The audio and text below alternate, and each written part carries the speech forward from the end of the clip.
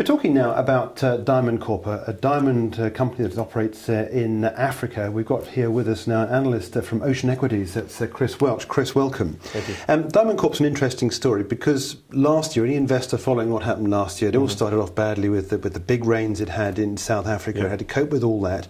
But the company's come through that. It's debt-free, isn't it, now? It's got this little project coming along in Botswana as well. So it looks like a company on the move. As an analyst, how do you view it? Yeah, I mean, it's a very strong contender. Obviously, it's been through the ringer a little bit last year. It started off with the bad rains. It was at a critical time in its development at Lace when it was going to start off a bulk sample. The bulk sample was going to demonstrate, the value of the stones, the grade of the resource. So the rains came at possibly the worst time, and it was a bit of a setback. The company overcame. Then we had, a continued European economic concern, which at the time when they wanted to raise money, they couldn't because of capital constraints. So they did exceedingly well to get into this current position where they are debt-free.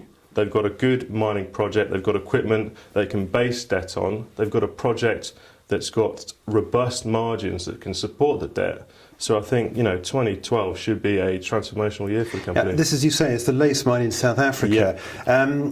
Tell us a little bit about the mine itself, because it has produced diamonds, hasn't it? Yeah. I mean, it's got a production history. It does. I mean, it's got a very interesting production history. I mean, it's part of, South African diamond miners' royalty, basically. I mean, the last time it was in production was in the 1930s. It was taken on by De Beers, which at that time in the 1930s was trying to keep a very tight control on diamond supply so it could maintain control of the diamond market, really. So it culled production from Lace. But, when it was in production, we had production of quite large stones. I mean, the largest one was over 120 carats. But you've also got fantastic blues coming out. Blues are rare diamonds, so it's quite an enticing prospect. They've also got some other fancy colours. I mean, they've got a few stones which are this beautiful little lilac colour. I mean, as you know, diamonds are rare anyway. To get these unusual colours makes it a very good proposition. But, moreover, on the quality of Lace, I mean, the quality is in the everyday product from Lace. It produces quite lovely angular stones. So instead of having to go through a sort of a makeable stone process where you get a sort of rounder stone which you've got to polish, you can actually saw these stones more often than not. So it's two stones to make into makeables or cuts.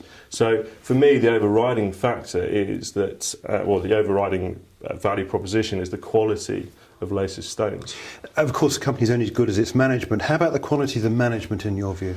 For me, I'd like to think of myself as a bit of a friend of Paul Loudon. I mean, I certainly respect him. For him to have kept this story going through thick and thin, I mean, most managers probably would have thrown in the towel and said, look, it's not worth it. But he firstly, he's an experienced man in the diamond industry. I mean, previously he was an analyst in the city. He knows mining very well.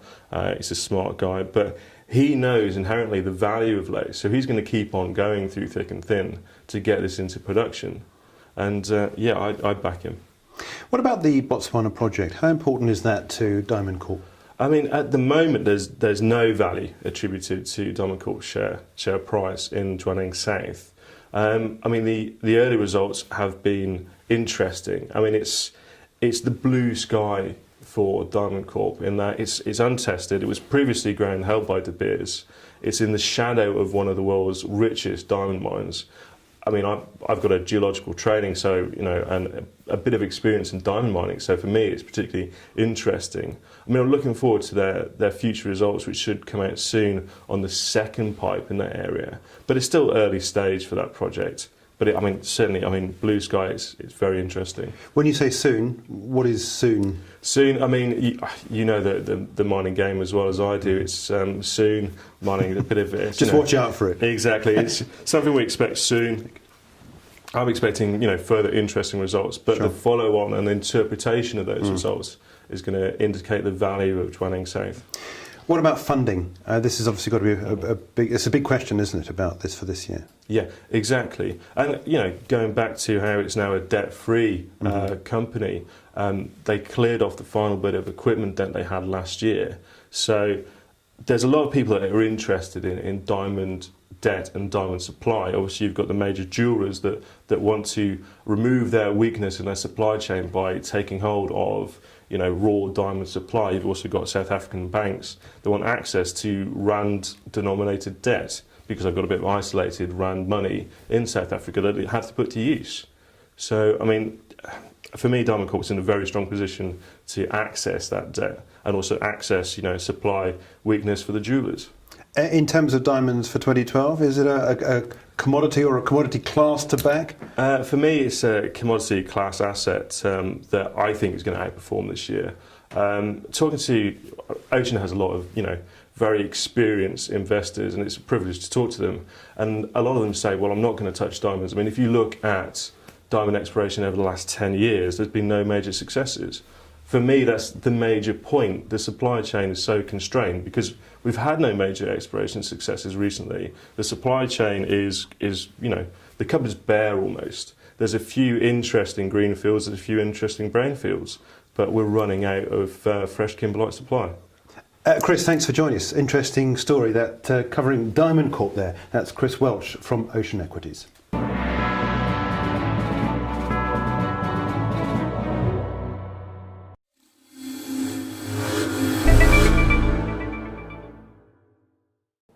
This film is for educational and leisure purposes only. Proactive Investors does not provide investment advice.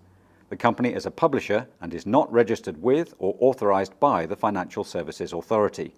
Please refer to the full terms and conditions on the Proactive Investors website.